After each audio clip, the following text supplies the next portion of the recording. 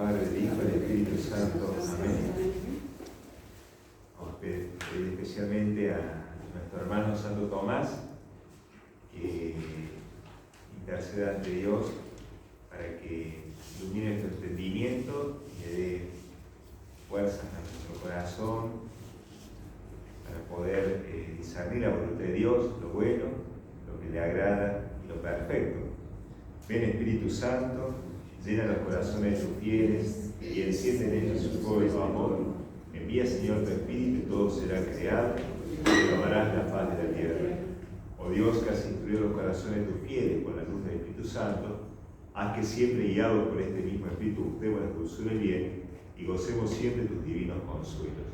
Por el mismo Jesucristo, nuestro Señor. Amén. María, sede de sabiduría, ruega por nosotros. San Bartolomé, ruega por nosotros. Bueno, vamos a reflexionar sobre la virtud de la esperanza en Santo Tomás de Aquino, ¿no? En realidad, lo que tomamos de Santo Tomás de Aquino es solamente la suma teológica, ¿no? Porque él ha escrito la esperanza en otros lugares, pero bueno, solamente vamos a tomar lo que la suma teológica nos dice de Santo Tomás. Y me pareció oportuno comenzar esta reflexión con la siguiente expresión de Chesterton. Él decía: los ojos son el espejo del alma. De alguna manera, cuando uno ve los ojos de conexión de mirada, puede ver el alma, ¿no? Al describir, dice Chesterton, la mirada de Santo Tomás de Aquino, advierte que observa el horizonte, ¿no? Y ustedes me dirán, bueno, pero ¿cómo puede ser Chesterton que haya visto la mirada de Santo Tomás de Aquino? Bueno, esa mirada hace referencia a su obra. Esa es la mirada de Santo Domingo, a su obra. Entonces, ingresando en esta obra de Santo Domingo, podemos afirmar que su imagen es impregnada de esperanza. Gracias a esta esperanza, él sorteó, Santo Tomás de Aquino, sorteó todas las dificultades sin perder el rumbo, de manera que alcanzó la gloria y la santidad y se hace guía y modelo para los demás. Entonces, tenemos a un santo que nos habla de la esperanza porque él la vivió a la esperanza, ¿no? O sea, su reflexión es a partir de su experiencia de vida, vamos a decir, ¿no? Bien, Santo Tomás presenta la virtud de la esperanza en la suma teológica, la vamos a ver, en la segunda. Recuerden, la suma teológica está estructurada en tres partes, ¿no? La primera parte nos habla de Dios, de las procesiones de Dios, por eso hoy tenemos, por ejemplo, que Dios es unitrino, tenemos la creación, todo lo que sale de Dios es unitrino. La segunda parte nos habla del hombre en su relación con Dios, ¿no? Es todo un tratado de la moral, está dividido en dos partes a su vez. Una primera parte, segunda primera, que hace referencia a lo que nosotros llamamos la moral fundamental, lo que es el acto humano, etcétera, etcétera. Y una segunda parte, que es la que donde nos estamos adentrando nosotros, hablamos de la moral especial, y allí encontramos, por ejemplo, la virtud de la esperanza, la virtud de la fe y la virtud de la caridad. Y después la tercera parte es cómo el hombre hace, este hombre que ha sido creado a imagen de Dios, para llegar a Dios. Entonces en la tercera parte tenemos los sacramentos, la iglesia, Mariología, bueno, todos esos tratados dogmáticos grandes están en la tercera parte, que como sabemos no le terminó de escribir Santo Tomás a su obra, y en realidad era un manual que estaba pensado para los estudiantes, para que tuvieran una idea de lo que es la teología, ¿no? Fíjense, o sea, por eso el pensamiento más profundo de Santo Tomás está en las cuestiones disputadas, donde hay disputa con otros profesores. Entonces ahí vamos a ver que hay un pensamiento más profundo. Si uno lee esto, ve mucha profundidad, pero bueno, era como superficial, para él. Pero bueno, yo creo que lo que tiene importante la obra de Santo Tomás, concretamente, es que él lo que hace es este diálogo constante, ¿no? Hay un diálogo constante que hace Tomás con con el saber de su tiempo, ¿no? Y sobre todo apoyado en Dios, ¿no? Entonces, eso es la riqueza del pensamiento de Tomás de Aquino. Bien, la virtud de la esperanza está, digamos, de las tres virtudes teologales, de esperanza y caridad, es la que menos cuestiones tiene, vamos a decir. Ya vamos a ver un poquito, ya lo voy a mostrar la estructura de una cuestión, porque son 5 cuestiones, de la 17 a la 22, y se desarrolla en 32 artículos, ¿no? Evidentemente nosotros no vamos a ver los 32 artículos, vamos a ver un repasito de estos artículos, ¿cierto? Pero por ejemplo las otras cuestiones tienen más, perdón, las otras virtudes tienen más cuestiones, ¿no? Por eso es lindo esto de ver a la esperanza como la hermana menor, ¿no? de las otras virtudes. Bien, entonces, más o menos para que tengamos presente, yo les dije que de la cuestión 17 a la cuestión 22 de la segunda, tenemos lo que es la virtud de la esperanza, ¿no? Entonces lo que primero esta es la cuestión 17, ¿no? La cuestión 17 está, hay 8 artículos en la cuestión 17, ¿no?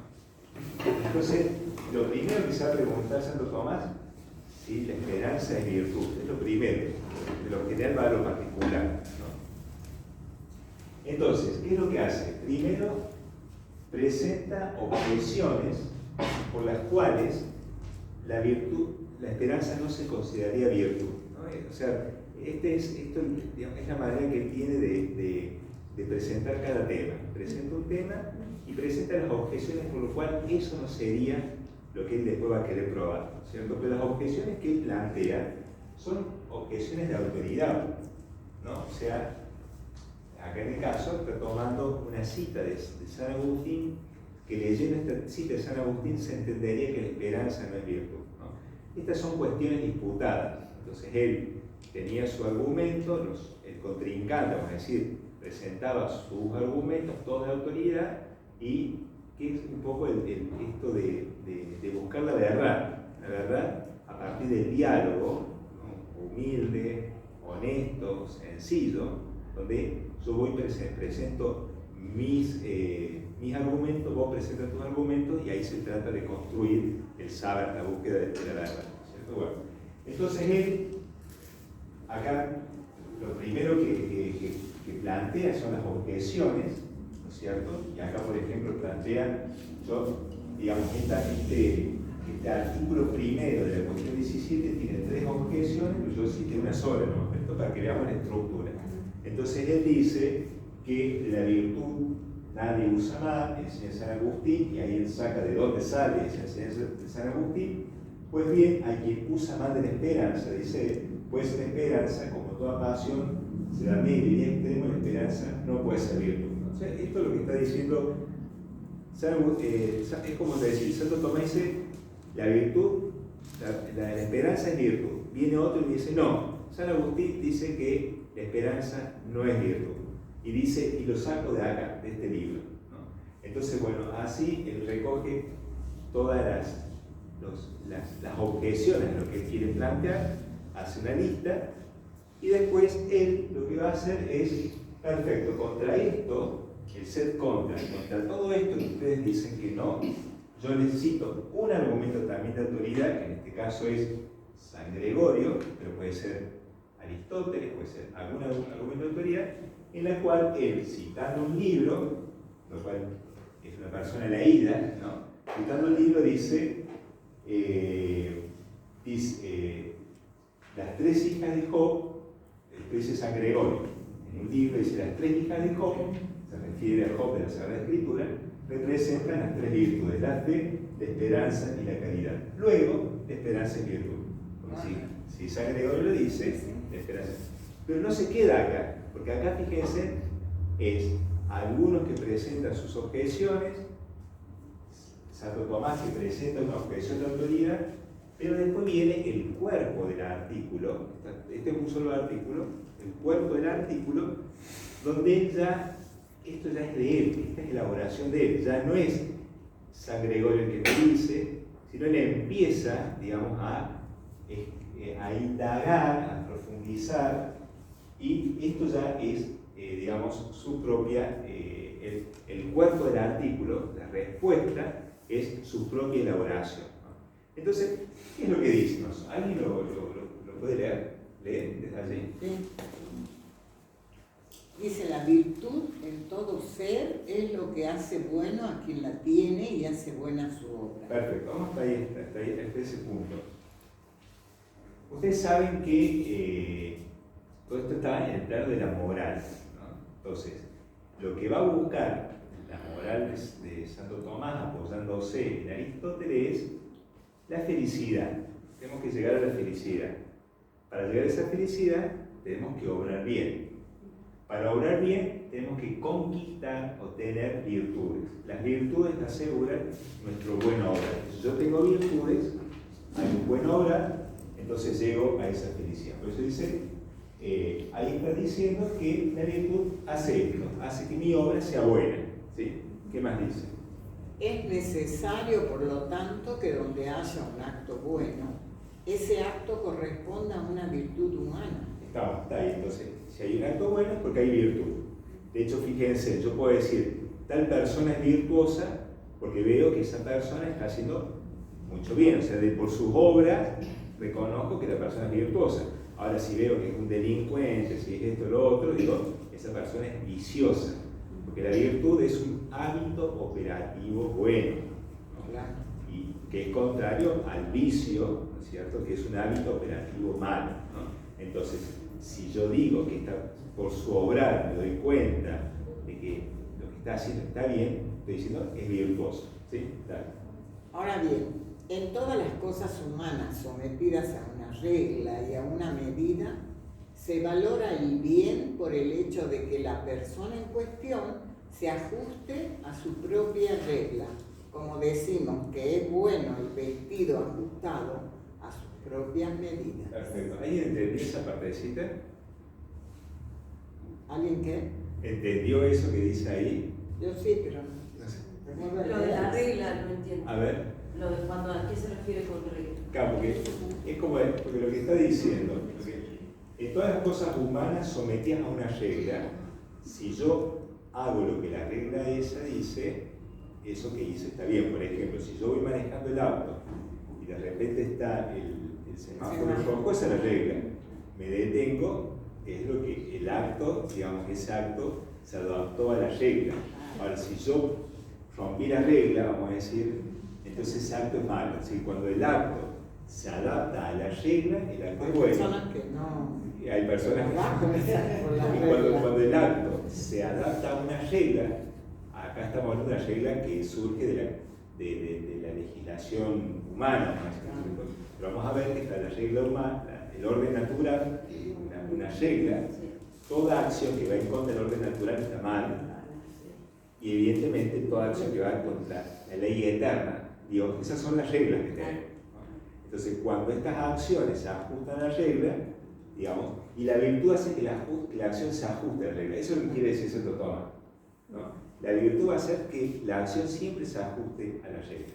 Sí.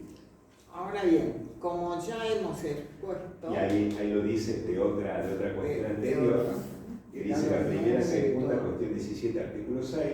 Para los actos humanos hay doble medida. Una próxima y homogénea, o sea, la razón natural, y otra suprema y trascendente, por supuesto que es Dios.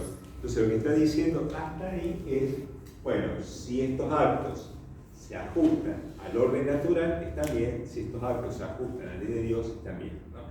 Vuelvo a decir, la virtud es lo que me permite que los actos se ajusten al orden natural o se ajusten a Dios, digamos. Vamos, sigamos. Por eso es bueno todo acto humano que llega a la razón o a Dios mismo. Pues bien, el acto de esperanza de que tratamos aquí llega a Dios porque, como expusimos al tratar de la pasión de la esperanza, y da los artículos, nos toca. Primera, segunda, cuestión 40, artículo 1. El objeto de la misma es el bien futuro, arduo y asequible. Bueno, vamos hasta acá. Estamos hablando de la virtud de la esperanza, pero resulta que la esperanza no solamente es una virtud, sino que también es una pasión. ¿Sí? Entonces tenemos que, ¿de qué estamos hablando? ¿De pasión o de virtud? El argumento que San Agustín escribía, o que leía San Agustín y decía, San Agustín dice que la virtud no es pasión, que la esperanza no es virtud, y decía y citaba algo de San Agustín, porque San Agustín hablaba no de la virtud, sino de la pasión de la esperanza, ¿no? ¿Se entiende? Entonces, ¿pero por qué digo? Pero si bien es cierto, son distintas, pero tienen algo en común, porque ya sea la virtud de la esperanza como la pasión de la esperanza, me abren al futuro. Fíjense esto que decíamos, en esto que decía Chesterton, la mirada del futuro que tenía Santo Tomás, ¿no? La esperanza siempre nos abre un futuro, porque yo espero algo que todavía no tengo. Yo espero que venga alguien, todavía no viene, pero espero, va a venir, ¿no? O sea, la virtud o la pasión me abre a un futuro, a un bien que va a venir. Ahora bien, la pasión de la esperanza está dentro de lo que nosotros conocemos como el apetito irascible. El apetito irascible. Digamos, ¿cómo nos ha hecho Dios? Nos ha hecho con inteligencia, nos ha hecho con voluntad, que son nuestras potencias superiores, pero también tenemos lo que se llaman las pasiones. Y las pasiones se dividen en dos tipos de apetitos: apetitos irascibles y apetitos concupiscibles. ¿A qué le suena irascible? La ira. A la ira, digamos, ¿no? Por eso la ira no es mala en sí, porque la ira es esa fuerza que se despierta en uno para poder alcanzar un bien arduo. Por ejemplo, una carrera universitaria es un bien arduo. Hay que estudiar. Bueno, el apetito irascible se pone en funcionamiento para que yo pueda alcanzar ese bien arduo. Pero también se pone en funcionamiento para que yo pueda huir de un mal arduo. Por ejemplo, una enfermedad o la muerte de un ser querido, ¿no? Entonces, son las partes. Digamos, el apetito irascible, la esperanza, es una pasión que se pone en funcionamiento para que yo pueda adquirir ese bien que no tengo todavía, que lo puedo adquirir, porque de hecho lo espero, porque si no sería desesperanza, y que está en el futuro, ¿no? Y es algo, ¿sí? Ahora, la virtud de la esperanza, ¿qué es lo que va a compartir? Un bien que lo quiero adquirir, que sé que lo puedo adquirir, que es el bien supremo y es el que yo voy a buscar. Y ese bien, ¿quién es? Dios, ¿no es cierto? Por eso la virtud de la esperanza es una virtud que hace que mis actos puedan unir, hacen que mis actos me puedan unir a Dios, ¿no? ¿Estamos? ¿Está ahí? Bien, entonces, sigamos con Por otra parte, una cosa nos es asequible de dos maneras. La primera por nosotros mismos y la segunda por otros. Como se ve en el tercer comentario de la Ética, eso es una cita de Aristóteles, él está leyendo Aristóteles.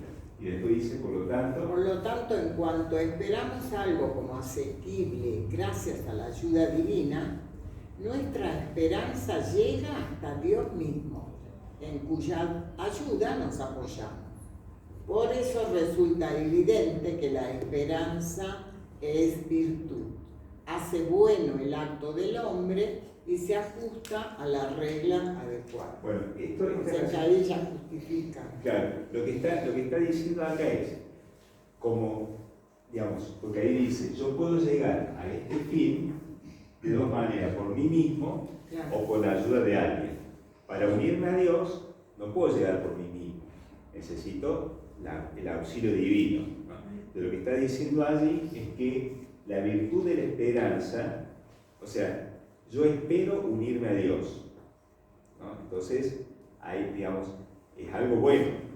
Y a su vez también, ¿por qué espero? Que ya lo vamos a ver, ¿por qué espero unirme a Dios? Porque este Dios me va a dar los medios necesarios, espero que me dé los medios necesarios para que me una a Dios, ¿no? Bueno, entonces esto es un poquito para que veamos, digamos, dice, la esperanza es virtud, presenta los argumentos en contra, presenta un argumento de autoridad diciendo no, acá San Gregorio dice, y él lo va a desarrollar. Es una virtud porque si yo tengo esperanza, mi obrar va a ser bueno, porque mi obrar concreto es que me voy a unir con Dios, ¿cierto? Entonces mi obrar va a ser bueno, ¿sí? Más o menos eso es lo que está diciendo. Y después de que, ya estaba bien, muchas gracias. Después de que plantea digamos, las objeciones, el argumento en contra de las objeciones y lo que él piensa, su desarrollo, va a ir contestando una por una, lo vamos a leer, va a ir contestando una por una de esas objeciones. Por eso, o sea, argumenta bien. Claro, o sea, sí, por eso, primero, esto es interesante, que el saber, yo no me encierro en mis conceptos y no escucho a nadie. Acá hay una actitud de escucha y a partir de esa escucha empieza a señalar lo que él encuentra que está mal en eso que está diciendo. Bien, esto es simplemente para que veamos cómo es el razonamiento de Tomás de Aquino. Entonces, ahora a partir de allí ya sí vamos a entrar en lo que es el tema de la virtud de la esperanza. ¿Sí? ¿Y qué empezamos diciendo? El hombre, o sea, nosotros, la naturaleza humana, las personas, en el orden natural ha sido dotado por la naturaleza de todos los principios necesarios para vivir con perfección nuestra vida. Por eso tenemos inteligencia que nos permite conocer la verdad. Si no tuviéramos inteligencia no conoceríamos la verdad. Y la verdad, no solamente la verdad que se llama especulativa, sino también la verdad en el orden práctico. ¿Y cómo se diferencia una de la otra? Por ejemplo, la verdad especulativa es cuando yo agarro un texto de filosofía, empiezo a indagar de qué se trata, me llena el alma y empiezo a hacer ensayos o agarro un texto de la Sagrada Escritura. Bueno, entonces es algo que está en el plano de lo especulativo, lo contemplativo. Esa es la verdad especulativa. Pero está la verdad en el plano de lo práctico, o sea, una verdad que me va a conducir en mi obra, ¿no? Entonces, por mi inteligencia yo puedo descubrir la verdad, ya sea que me sirva para especular, para contemplar o para guiar mis acciones. Pero no solamente el Señor nos ha dado, hemos salido de las manos de Dios con inteligencia para conocer la verdad, sino que también nos ha dado la voluntad, que la voluntad por su propia naturaleza es dinamismo, es algo que nos impulsa, que nos moviliza. Pero la voluntad es una facultad ciega, no ve, no conoce, no es este su cometido. La voluntad ama, desea, quiere, mueve, pero necesita que alguien le muestre a la voluntad qué es lo que tiene que amar, ¿no? Y ahí viene la inteligencia. La inteligencia que busca la verdad le va a mostrar a la voluntad esa verdad, y esa verdad para la voluntad se va a transformar en un bien, ¿no? Nosotros nos mueve el bien. Todo lo que hacemos, lo hacemos en razón de que entendemos que es bien. Puede ser un bien aparente, por ejemplo, aquel que tiene un vicio, por ejemplo, el vicio del alcohol, ¿no?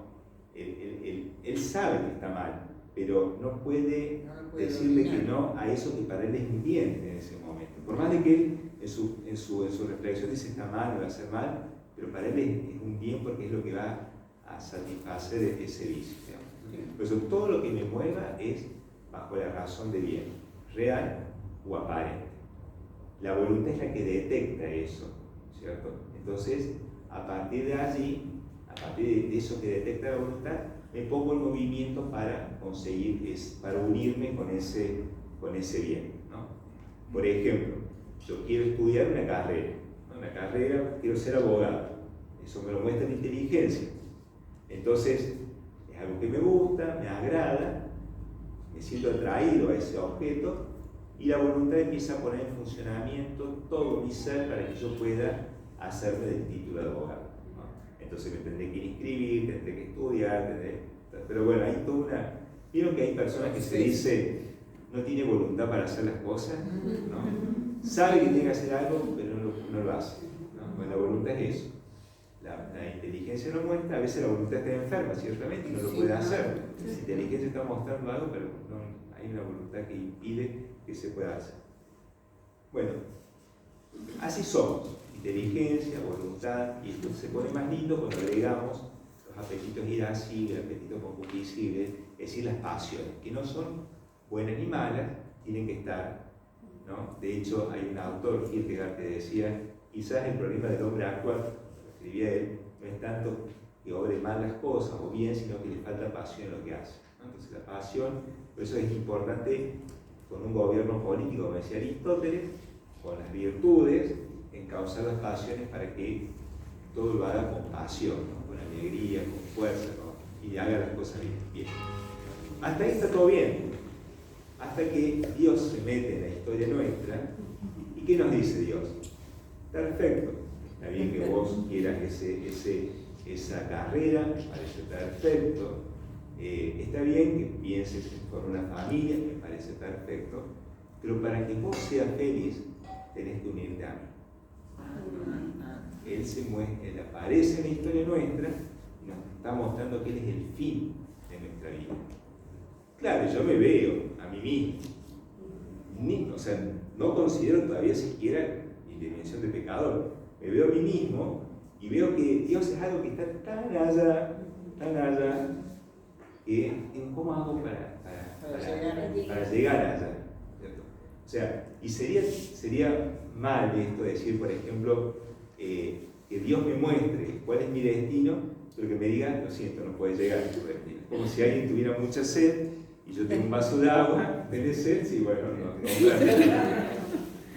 El paso toma. Bueno, Dios no es así. O sea, me muestra.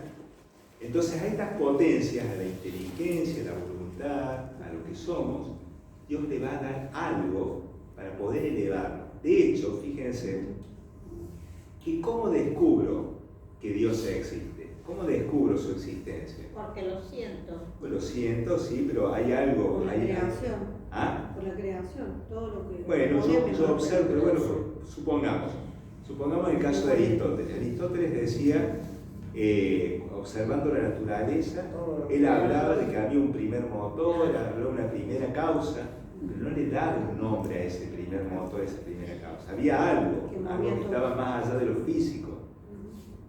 ¿Cómo yo descubro que ese algo, ese primer motor, esa primera causa es Dios? Por mi fe, Ahí está, claro, porque la fe, ¿qué es lo que hace? La fe, Señor.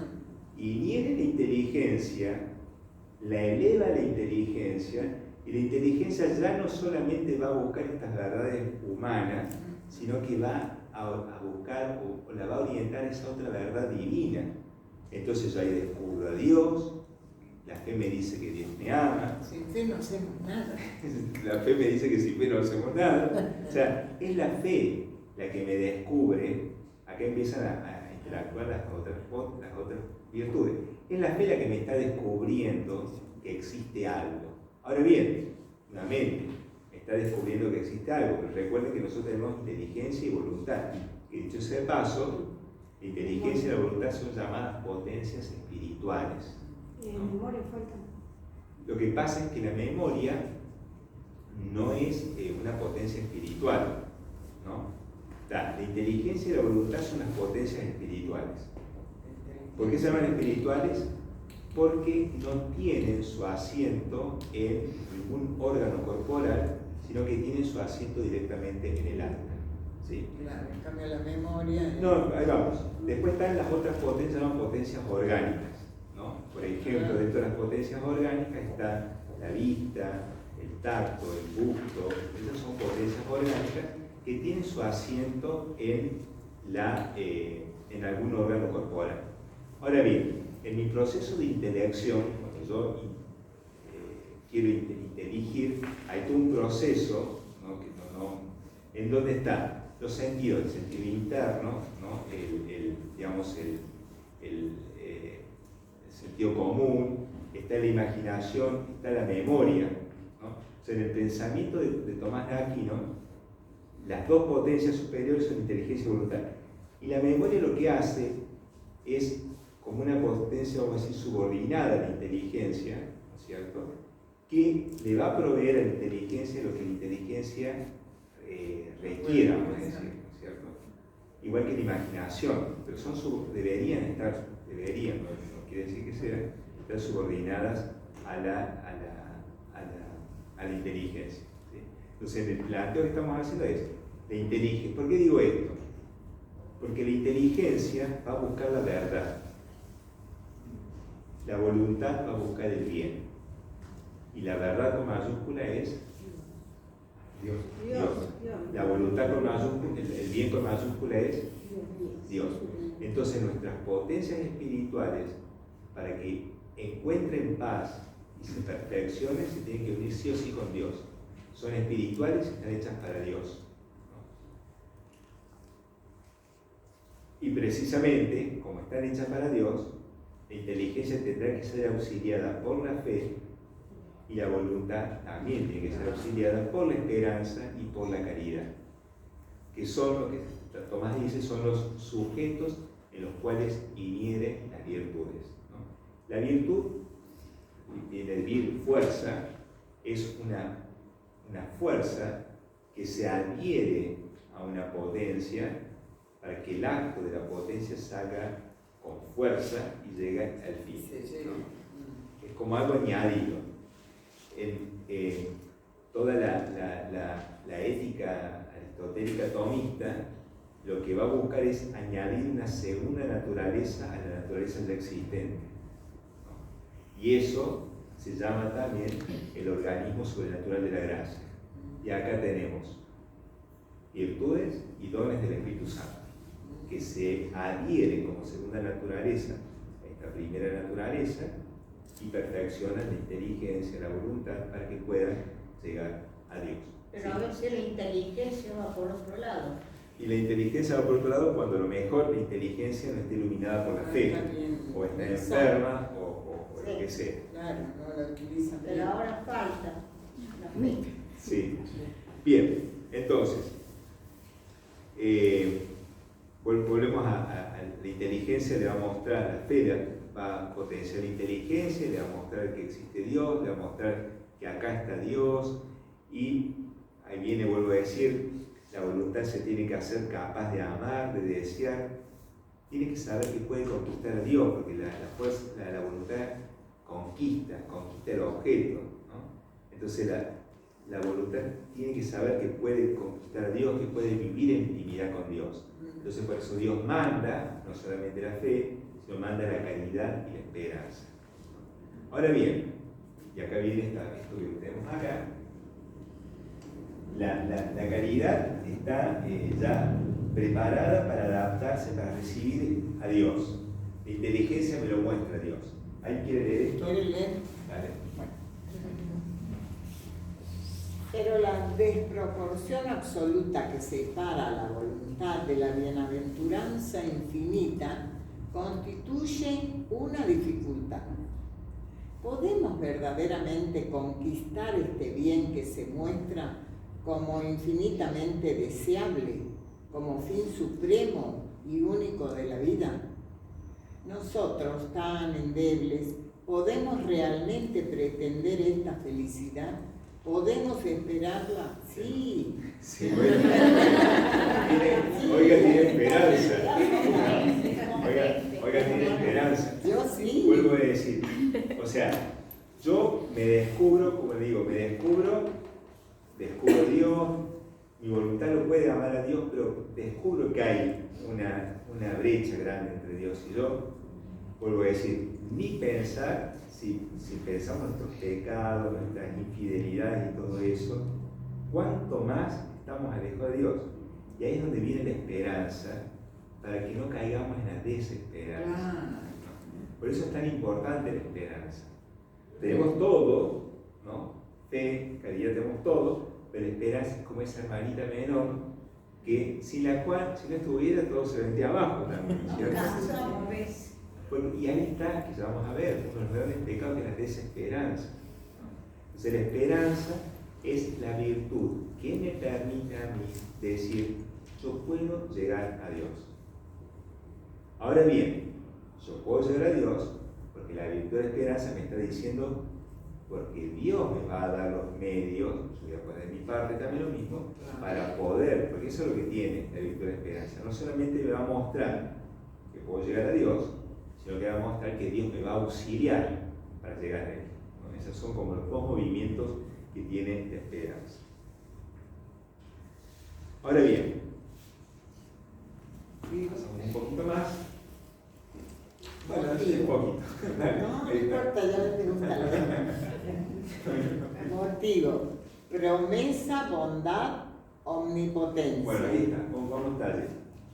Ahora bien, la esperanza tiene un motivo. Hay un motivo, hay algo que me motiva a tener esperanza. ¿Y qué es lo que me motiva a tener esperanza? La promesa. Dios me ha prometido que me va a salvar.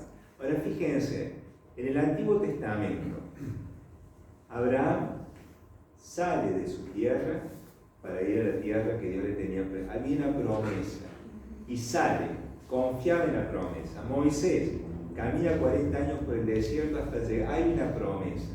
O sea, Dios promete algo. Quiere que enfoque. Claro, porque quiere que ponga mi mirada en él. O sea, yo me apoyo en esa promesa. Dios me dice, vení, tengo una tierra para vos. Y para nosotros esa tierra prometida, ¿cuál es? El cielo. Esa es nuestra tierra. Dios nos prometió la salvación. Dios nos prometió que vamos a entrar al cielo. Entonces eso, en esa promesa, yo afirmo mi esperanza. Pero no solamente ahí, sino, ¿qué más decía? Bondad Y omnipotencia.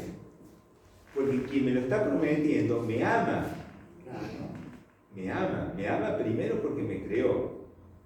Y me ama porque me recreó. La recreación murió por mí en la cruz.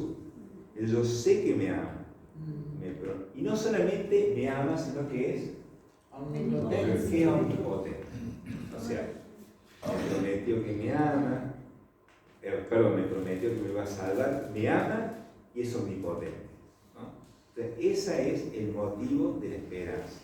¿Sí? Es el motivo ahora vamos a hablar un poquito de eso, del motivo de la esperanza.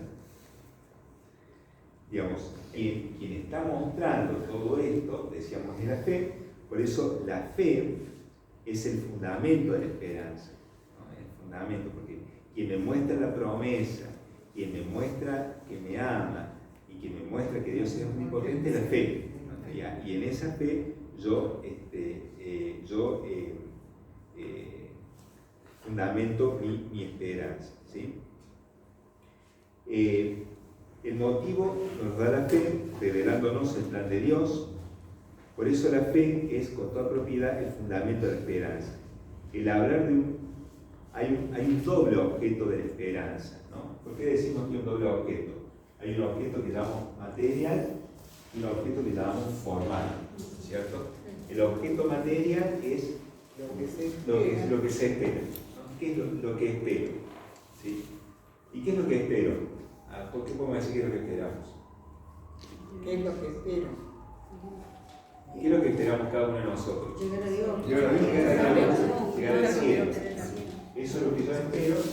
Y después, ¿cómo consigo eso que espero? A partir de los auxilios divinos. Entonces, el objeto material es lo que espero, que ya vamos a ver concretamente qué es lo que espero. Y el objeto formal sería en qué me apoyo. Ayuda a llegar a Dios. Exactamente, que son todos los auxilios divinos, ¿no? Y es interesante porque ¿qué es lo que dice Tomás de Aquino? Tomás dice, el acto de la esperanza, el esperar, tiene dos movimientos. Un primer movimiento, yo espero que Dios me dé su gracia para llegar a Él. ¿No? Esos son los dos movimientos. Espero el medio para llegar al fin. Esos son los dos movimientos que tiene la virtud de la esperanza. Ahora bien, en algún sentido, vamos al objeto material. ¿Qué es lo que yo espero? Por ejemplo, si nosotros vamos a San Pablo o a San Juan, vamos a ver que hay una expresión de ver a Dios cara a cara. ¿Sí? Ver a Dios cara a cara. Entonces acá aparece el tema de la visión, ¿no? Y el ver a Dios cara a cara, de alguna manera implica una posesión. Posesión son palabras claves de lo que espero.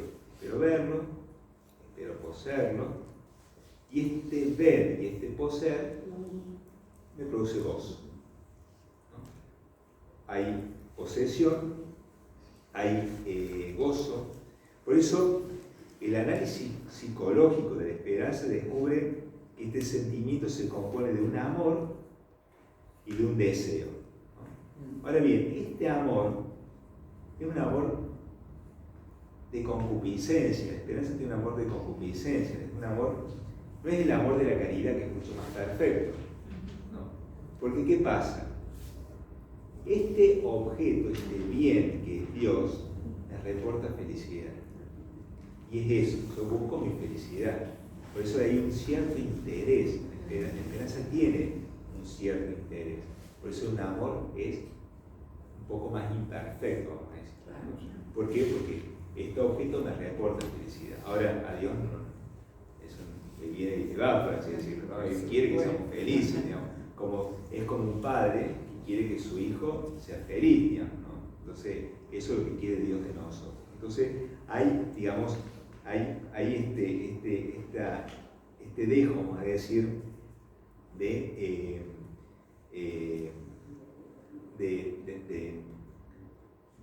interés, vamos a decir, ¿cierto? Ahora bien, en primer lugar, cuando nosotros, si Dios quiere, el Señor nos llama, y estemos en el cielo y lo contemplemos tal cual es, lo primero de nosotros que va a gozar esa visión beatífica es ¿quién? ¿Es qué cosa? El alma. Claro. Pero para que nuestro gozo sea perfecto, ¿quién también tendrá que gozar de el cuerpo? Que eso va a ser al final de los tiempos, ¿no? Entonces, el gozo, que comienza con el alma, se completa ese gozo con el cuerpo, ¿no es cierto? El cuerpo también está llamado a gozar o a ser bienaventurado como el alma. Ahora fíjense que si bien es cierto, cuando nuestros cuerpos resuciten, la bienaventuranza, esta felicidad, va a ser más perfecta, pero no en cuanto a intensidad, sino en cuanto a extensión, ¿no? Porque antes era solamente el alma, ahora es alma y cuerpo, pero va a ser la misma felicidad, pero ahora va a gozar todo mi ser, cuerpo y alma, ¿sí? Entonces, este gozo, esta bienaventuranza, es el objeto de la esperanza. Pero dice Tomás de Aquino, no solamente el poder ver a Dios es el objeto de esta bienaventuranza, sino el saber que soy compañero de otros santos, que soy amigo de otros santos. Eso también forma parte de este objeto de la esperanza. No solamente ver a Dios, sino verme en comunión con los santos que uno tanto reza, pero también con nuestros seres queridos que también van a estar allí con nosotros. Por eso, qué lindo cuando parte un ser querido, ver que, bueno, tenemos que portarnos bien nosotros también, para que esto sea un tiempito, que puede ser mucho tiempo, porque sabemos que tenemos una eternidad en la cual nos vamos a reencontrar. Todo esto forma parte de la esperanza. Pero también va a formar esta como objeto final. Recuerden que la esperanza tiene dos movimientos. Yo no solamente espero gozar de todo eso al final de los tiempos, sino que yo espero ya aquí ahora que Dios me vaya auxiliando con su gracia, ¿no es cierto?, para que yo pueda cumplir o llegar a ese fin último, ¿no es cierto?, para poder gozar de Dios. Entonces, en cuanto a fin último, la bienaventuranza. En cuanto a objeto formal, los auxilios divinos, que empiezan con la gracia, pero que no solamente son la gracia, porque el Señor también pone personas, pone bienes temporales, ¿no es cierto? En su plan todo me ayuda a unirme más con Dios. Entonces también forma parte esas personas, esos bienes temporales que yo también los espero. Yo espero que venga alguien, un amigo, y puedo compartir esto, por ejemplo, un grupo, si tiene un grupo, ¿no? Forma parte también de la esperanza, ¿no? de estos auxilios divinos que Dios nos da. ¿Estamos hasta ahí? Bien. Qué tarea la de Dios, ¿no? O sea, fíjense que Dios ha hecho hasta lo imposible para que nosotros nos unamos a Él. Pero bueno, nosotros somos los que quizás hacemos, no nos dejamos impulsar.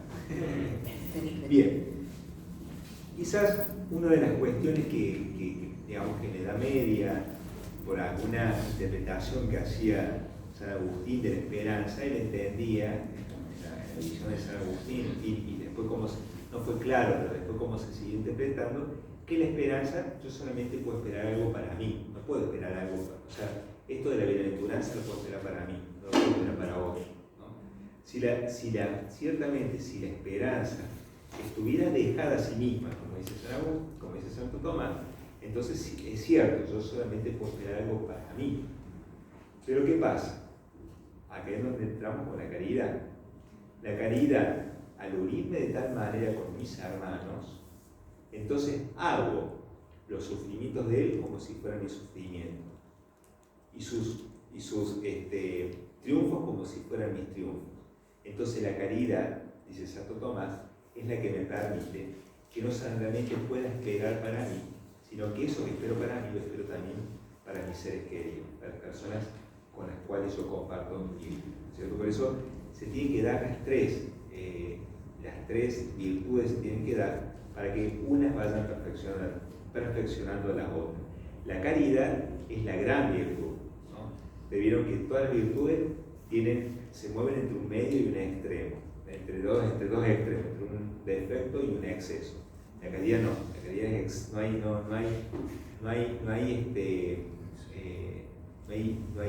exceso, digamos, no hay límite, hay que amar, ¿no? A veces se confunde esa expresión de San Agustín y dice ama y haz lo que quieras, ¿no? Pero bueno, claro, pero bueno, hay que entenderla como la entendemos nosotros. Entonces, bueno, es un poquito esto lo que la caridad entonces lo que va a hacer es que verdaderamente aparezca ese llamado amor de benevolencia, ¿no? Porque el amor de concupiscencia es un amor en el cual yo me uno con alguien porque eso algo me va a dar satisfacción a mí. El amor de benevolencia, yo me uno con algo porque esa unión va a satisfacer a ese con lo que me estoy uniendo. Entonces, la caridad permite que la esperanza no solamente espere para mí, sino también espere para mis seres queridos, ¿no? Me da libertad. ¿Cómo? Que me da libertad. Claro. A mí personalmente, llegar a la verdad y después, pero hay que seguir trabajando, ¿no? Esto nos llevó 40 años. Sí. Pero hay que seguirlo, en esta vida nunca vamos a llegar a la perfección que quisiéramos, sino estamos constantes. Claro, hay que seguir, porque siempre, o sea, que es lo que vamos a ver un poquito en un ratito, estamos en camino siempre, ¿no? Entonces, y eso implica esto, hay que estar trabajando siempre. Es como los dos ejemplos que dio al inicio de Abraham y de Moisés. Claro. Porque el caso del mismo Moisés, por él tenía un mandato, tenía que cumplir a Dios, digamos, formalmente, y no su pueblo. El problema era el pueblo. Al principio lo acompañaba, pero después empezó a ver toda la dificultad. Y él también empezó quizás con sus dudas. Pero él siempre estuvo su meta de llegar a Dios. El tema es cómo convencer al pueblo para seguir en ese tiempo de que no va a quedar brazo. Tuvo un objeto material que también era simbólico, el tema del arca de la alianza y la tabla, que era lo que tenía que ver el pueblo, pero hasta en eso el pueblo se rebeló y tuvo sus otros dioses, digamos. Bueno, digamos. Pero la meta siempre estuvo, y en el caso de Abraham, el tema tenía que sacrificar a su único hijo, fruto también de una fe, Claro. porque él tenía su fe. Claro, pero lo que le pasó a él no es tan distinto a lo que nos pasa a nosotros. Por eso. Tenemos un sagrario, tenemos tantas cosas de Dios, y sin embargo, Sí, nos está vamos por No, otro la lado. misión de los dos fundamentalmente era mostrar la existencia de un solo Dios, Claro. que era lo más difícil para los pueblos. Exactamente. Bien, bien, muy bien. Entonces, bueno, en cuanto a los motivos, digamos, decíamos recién que está el tema de la promesa como este motivo externo por el cual yo creo y confío en todo esto. En cuanto al objeto formal, habíamos hablado habíamos hablado de los auxilios divinos que hacen que yo pueda unirme más a Dios, y ese sería, decíamos, el objeto formal. Hay un salmo que dice: nuestro auxilio es el nombre del Señor que hizo el cielo y la tierra. Entonces todo auxilio viene de Dios. Es lo que fíjense que la esperanza no es solamente un deseo, su potencial de confianza reside en no es solamente yo deseo, como yo puedo desear tomar un vaso de agua, no es solamente eso, sino el potencial de confianza reside en una convicción afectiva. Yo estoy convencido afectivamente de que voy a lograr eso que puede ser tan arduo, esta unión con Dios. Hay una convicción afectiva, ¿no?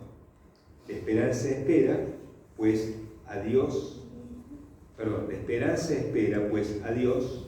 porque espera de Dios lo que solamente Dios puede dar, ¿cierto? O sea, los auxilios, la gracia y todo eso solamente lo puede dar Dios, y yo espero que eso me lo dé, ¿no? La esperanza espera a todo aquello que solamente puede dar Dios. Bien, dicho más o menos todo esto, podemos decir que la esperanza es la virtud del homo viator, es decir, de lo que somos nosotros, somos peregrinos, ¿no? Los condenados ya están, ¿no? Ya están condenados, no tienen esperanza, ¿no? De hecho, el Dante en la puerta del infierno, en su obra, pone en la puerta del infierno un cartel que dice: quienes entren acá pierden toda esperanza. O sea, y los que están en el cielo tampoco tienen esperanza, porque recuerden que en esperanza yo espero algo que no estoy viendo, y ahí ya no espero, está Dios. Entonces, ni los condenados, exactamente, ni los condenados, porque la esperanza y la fe hablan de una cierta ausencia de algo, ¿no? Cuando lo que está ausente se hace presente, ya está. Por eso en el cielo no hay ni fe ni esperanza, pero sí hay caridad, ¿sí? Bien. Ahora bien, los condenados no esperan porque el castigo entraña por su misma naturaleza la certeza de que nada podrá jamás desviar su implacable rigor. Hay un dicho popular que dice: mientras hay vida hay esperanza, ¿no? Mientras hay vida hay esperanza. Pero nosotros podríamos reformularlo y decir: mientras hay vida no hay más que esperanza, ¿no? Porque tampoco yo tengo esperanza, no es lo mismo que la certeza. La certeza es convicción efectiva, que divise. La esperanza, hay como una cuota de que aquello que espero no pueda cumplirse, pero no porque Dios sea el que falla, sino por la debilidad humana. Bueno, pero ahí es donde no tenemos que dejarnos vencer. Bueno, está bien. No tenemos que dejarnos vencer. No. Bueno, por eso no hay más que esperanza. Eso quiere decir eso. No hay más que esperanza, pero también tener presente de que no porque Dios falle, sino porque somos nosotros los que fallan, los que podemos llegar a fallar, ¿sí? Bien. Y ahora vamos a los pecados contra la esperanza. Así como también está en la Suma Teológica, así como la fe tiene un pecado que es la incredulidad, y la caridad tiene un pecado como es el odio, son los pecados contra esta las virtudes, también podemos decir que la esperanza se enfrenta contra dos pecados. El primero es la desesperación, el segundo vamos a ver que se llama la presunción. Bien, como todo pecado, porque, ojo, que hay que tener presente que la desesperación no es como ese estado que puedo estar yo desesperado, desesperanzado porque me ha salido algo mal y estoy bajoneado porque me ha salido algo mal. Eso todavía no es pecado de desesperanza. El pecado de desesperanza, como todo pecado, es un acto consciente. Yo consciente digo, no tengo esperanza. Dejo de esperar. Dejo de esperar, es consciente y dejo de esperar. ¿Sí? Es una repulsa voluntaria de la felicidad, la ruptura consumada con la aventuranza. El desesperado, esto es lo triste, desea la felicidad, sabe que está, pero descubre que no puede hallar la felicidad. Muy ansioso. No sé si ansioso, pero por lo pronto no. Él descubre que Dios es bueno, pero piensa que no es para él. Sí, por eso digo, porque es distinto al que no cree. No cree, no. Pero acá, como yo digo, tengo sed y está el vaso de agua, pero nadie me lo da. No puedo llegar. Pero sobre todo la desesperanza es renegar de Dios, es rechazar su bondad, su misericordia y su omnipotencia. Rechazo la promesa, rechazo que sea bueno, rechazo que me ama y rechazo que sea poderoso. El desesperado puede creer en Dios, puede creer que es infinitamente bueno, pero falla en el juicio que él hace si puede esperar algo de Dios. Sobre todo se ven mucho los jóvenes hoy.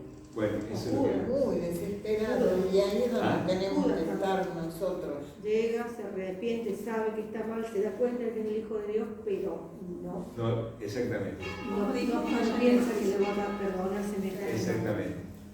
Claro, ahí está, perfecto. Qué diferente a Pedro. Porque Pedro no perdió, por así decir, esa esperanza de saber que iba a ser perdonado. En cambio, Judas sí. Judas sí la perdió esa esperanza. ¿No? Pero bueno, y está bueno el ejemplo, porque por lo que va a venir después, más adelante. Porque si bien es cierto, el pecado de la incredulidad o el pecado del odio son pecados graves, este pecado es psicológicamente más peligroso de la desesperanza, que son otros pecados, porque el desesperado no le queda nada en que refugiarse. Todo lo que puede dar un valor o una aliciente a su vida ha desaparecido. ¿Y cuál es el paso siguiente? El suicidio. La muerte. Porque El suicidio. Exactamente, ese es el problema. Que lo único que le queda es eso, no le queda nada. El suicidio o los vicios. Ha perdido el sentido de la felicidad. La tesis de la desesperación conduce al suicidio, en el que el desesperado, abandonándose a la última y más monstruosa aberración, busca la nada y no la puede encontrar ni siquiera. Son muy vacíos, ¿no? Ayer me Por tocó eso- con un joven, un abogado de 25 años, y donde yo le decía que yo bajo todo, porque yo le hablaba de Dios al verlo tan desesperanzado. Yo voy a decir algo que a lo mejor le moleste, pero me dice, lo que pasa es que a mí los curas me decepcionaron, porque yo le decía que tenés que buscarlo a Jesús para llegar a Dios justamente. Mire el tema, yo no sabía el tema que iba a escuchar hoy. Y le digo, pero si vos vas a un templo o hablas con alguien, no son los sacerdotes por ahí, sino que vos lo vas a encontrar a Jesús. Sentate en una iglesia, pedí hablar y Jesús va a venir a vos, porque a mí me ha pasado, Padre. Me ha pasado cuando tenía 40, 50 años, usted sabe más o menos la historia de mi vida. No es que vengo a nada, simplemente es un ejemplo. Uno da cómo encuentra la fe a cualquier edad, cómo. Claro. Y te aferrás y es hermoso, porque yo sigo con esperanza. Y tengo 75 años. Está Y es bien. como que quiero seguir. Y yo quería transmitirle a ese abogado, decirle, no es así, vos tenés que ir a encontrarlo a Jesús. Claro. Sí, sí. Y no hay caso, se aferran y que los padres, Pues, porque es yo que- veo una mala experiencia, les digo, pero ellos son solamente un medio. Claro. Y no todos son iguales, Es que porque cuando- son todos El humanos. problema es que cuando Dios lo hacemos desaparecer del horizonte de la vida, entonces evidentemente no tengo que apoyarme en momentos de dolor y de situaciones como esta. Y me prometió que iba a ir a una iglesia. Le digo, no me lo prometas para darme un sonido, sino para que No, vos pero puede ser, consigas. como la vida de insistencia. Yo pastoreo. Donde voy Y pastoreo. y después dice, no porque me hiciste tanto voy a hacerme. Es el ejemplo de la insistencia. Bien, entonces ese es uno de los pecados contra la desesperanza, la desesperación. Y el otro pecado es la presunción, ¿no? Este tiene como, podemos decir, como dos elementos, ¿no? Porque en realidad la presunción es como un desmesurado movimiento a la bienaventuranza. Es decir, espero tanto en la bienaventuranza que puede ser. O sea, yo sé que voy a ser feliz. La bienaventuranza es ser feliz. Yo sé que voy a ser feliz. Y esto puede ser, lo puedo conseguir con mis propios medios, eso es presunción, que es soberbia, orgullo, ¿no es cierto? Y la otra que es más peligrosa, lo espero todo de Dios y no hago nada. Quedan ahí quietos. Si tiene esos dos movimientos de la presunción. Y no, tengo que hacer algo, no puedo esperar todo de Dios. O sea, sí, lo espero todo de Dios, pero Dios también quiere mi colaboración, ¿no? Fíjense, yo recién les decía, cuando nosotros hablamos de la segunda, hablamos de lo que sería la moral especial y donde hablamos de las virtudes, la fe, la esperanza y la caridad, que son virtudes teologales, que me olvidé decirles. Teologales son ¿por qué? Porque tienen su origen en Dios y tienen su fin a Dios. Son virtudes que Dios me las da para potenciar mi inteligencia, como y mi voluntad, para que yo me una a Dios. Por eso se llaman teologales. Pero también están las virtudes infundidas por Dios, que no son las teologales, que son ¿ah? No, la caridad es teologal. Las cardinales, que son Justicia, fortaleza, templanza. Las zonas cardinales son prudencia, justicia, fortaleza y templanza. Esas se llaman, que digamos están son los pensadores, por ejemplo, la historia las presenta, son virtudes que yo tengo que conquistar, y cuando yo las conquisto, Dios las infunde. O sea, tienen su origen en Dios, necesitan de la mediación humana, estas virtudes concretamente, pero no apuntan tanto a Dios en cuanto a fin, sino a los medios para unirme a Dios, ¿no? Por eso se llaman. Bueno, pero lo que quiero decir con esto, no sé por qué lo dije esto.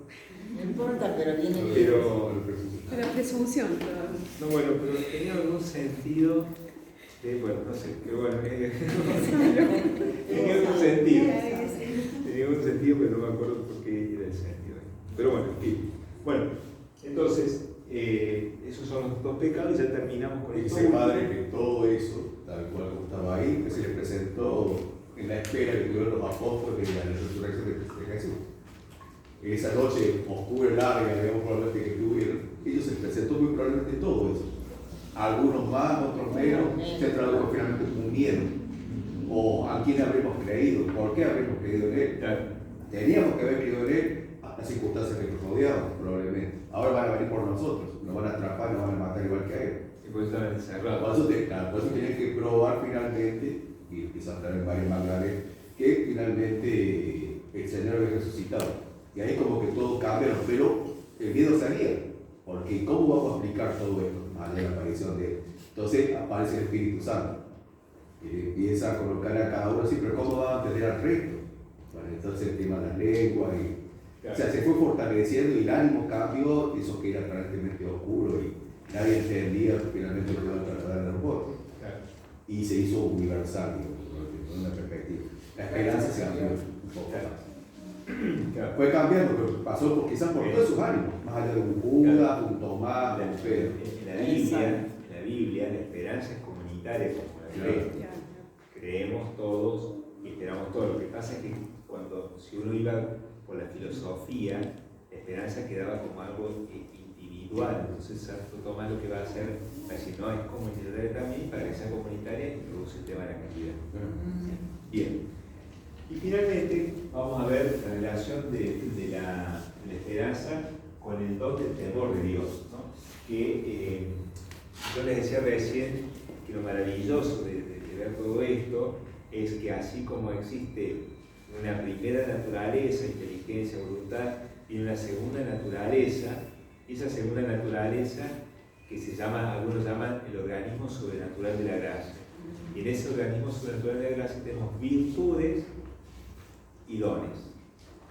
Porque decimos, ¿para qué tengo el don del Espíritu? ¿Para qué tengo que yo el don del temor de Dios? ¿Para qué tengo el don de la sabiduría? Ya tengo la virtud de la sabiduría, si ya tengo la virtud de la prudencia. ¿Para qué me sirve el don del temor de Dios si tengo la virtud de la fortaleza? Perdón, ¿para qué me sirve el don de fortaleza si ya tengo la virtud de la fortaleza? ¿No? Entonces, hay Rayana la soberbia. ¿Cómo? No digo que raya la soberbia, sino que funciones cumplen los dones y qué funciones cumplen las virtudes. Los medievales decían que las virtudes, que nuestra vida era como un navegar por el mar. Las virtudes son como el remo, son como fuerza y avance. Sí, claro. En cambio, los dones del Espíritu Santo son como las velas. Yo extiendo las velas y me dejo guiar por el impulso del Espíritu Santo. Esas son como las dos. Pero, digamos, los teólogos, apoyándose en Tomás de Aquino, en todo esto, han ido relacionando virtudes con dones del Espíritu Santo. Entonces, hay una relación directa entre la virtud de la esperanza y el don del temor de Dios, ¿no? Lo que hace que el acto de la esperanza salga con más fuerza todavía si tengo el don del temor de Dios. Podemos decir entonces que ya sea el temor como la esperanza son dos movimientos complementarios. En cuanto a pasiones, estamos hablando de las pasiones, no todavía de las virtudes, radican en un mismo principio, el apetito irascible. Ya hemos hablado un poquito del apetito irascible. En ambos está el temor y en ambos está el temor y la pasión. Pero con movimientos simétricamente opuestos. La pasión de la esperanza se dirige hacia un bien que se aguarda firmemente, sin embargo implica una inquietud, el temor de perder su término. Entonces la esperanza me aguardo este bien, pero puedo llegar a temer. Entonces hay algo de temor, ¿sí? De perder su de perder esto que estoy. Yo espero que llegue alguien, ¿no? Claro. Pero puede ser que no llegue. Entonces está el temor. Espero el temor. Entonces ahí se compensa, digamos, están como los dos puntos. La pasión del temor tiene por objeto un mal que amedrenta, pero el cual se espera escapar. O sea, puede llegar a suceder, no quiero que suceda, temo que suceda, pero puedo llegar a escapar. ¿Sí? Los dos movimientos son complementarios. Siempre se teme un poco perder lo que se espera y siempre se espera evitar lo que se teme, ¿no? Se puede decir. Se teme perder un poco, perder lo que se espera y siempre se espera evitar lo que se teme. Ahí está la esperanza. Bueno, sí. Yo digo, lo que quiere mostrarnos esta reflexión que son movimientos complementarios, ¿no? Sí, claro. Ahora vamos a las virtudes. El temor de Dios, como don, tiene como objeto directo un mal. Y este mal puede ser por un castigo de Dios, por este mal, efectivamente, entonces temo, o puede ser por el mismo pecado, ¿cierto? El mismo pecado, no porque me haya portado mal, sino puede ser que no por la pena, sino porque el mismo pecado hace que me sienta mal, ¿no? O que tema por el mismo pecado para perderlo a Dios, ¿no? Entonces eso puede ser que por este temor de Dios, no peque, ¿no? Y está bien, digamos, no peco por temor, quizás tengo una idea de Dios juez ahí, ¿no? No es lo más perfecto, pero por lo menos es algo. Ese temor se llama temor servil, ¿no? Porque me siento siervo todavía de Dios. Sí, claro. Puede ser don, sí, porque por lo menos sé que no me voy a condenar, pero no vivo muy contento, porque estoy viviendo así. Sigue una regla. Ahora bien, está el otro temor, que es más lindo, que es el temor de saber que puedo perderme por el pecado, esta relación con Dios. O sea, no es el temor al castigo, sino el temor a perder, a fallarle a mi padre, ¿no? Ese es el temor, ese es el temor filial, ¿no? Este es el temor más perfecto. Ahora bien, la virtud de la esperanza también se apoya en este temor y la potencia el acto de esperar, porque el temor te paraliza también. Claro, pero lo que quiero decir es que como lo veo a Dios como un padre al cual no quiero defraudar, porque lo amo profundamente y me sentiría mal si lo defraudo, entonces eso va a potenciar el acto de esperar lo que venga de Él, digamos, lo que Él me diga, el camino que me muestre, ese es el camino que yo voy a recorrer, ¿no? Bueno, eso. De que tratamos, debemos. ¿Ese cuánto tiempo era?